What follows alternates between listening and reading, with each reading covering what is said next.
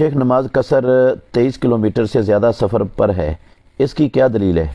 भाईजान दलील इसकी ये है, सही मुस्लिम शरीफ के अंदर हदीस है, अब्दुल्ला बिन अब्बास रदी अल्लाह अन्हुमा रावी हैं कि रसूलुल्लाह सल्लल्लाहु अलैहि वसल्लम ने 3 फरसख सफ़र करना होता था तो प्यारे पैगंबर मदीना तैयबा की आबादी से निकलकर कसर शुरू कर देते थे।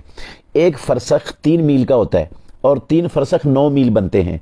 अगर 9 मील हो बर्रे सगीर पाको हिंद वाले तो इनके 14 किलोमीटर बनते हैं आजकल की जो है ना वो मेयार के मुताबिक, और जो मील अरबों के थे वो हमारे इन बर्रे सगीर के मीलों से बड़े थे।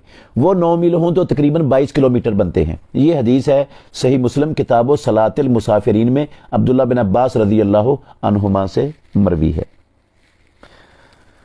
हमारे कई भाई जो तकरीबन 78 किलोमीटर का सफ़र हो तो कसर पढ़ते हैं और बताते हैं, इनके पास भी कोई मुस्तन दलील है? नहीं भाई, मेरे इल्म में उनकी ऐसी कोई दलील मुझे नहीं मालूम कि वो किस दलील की बुनियाद पर 78 किलोमीटर का फासला बताते हैं।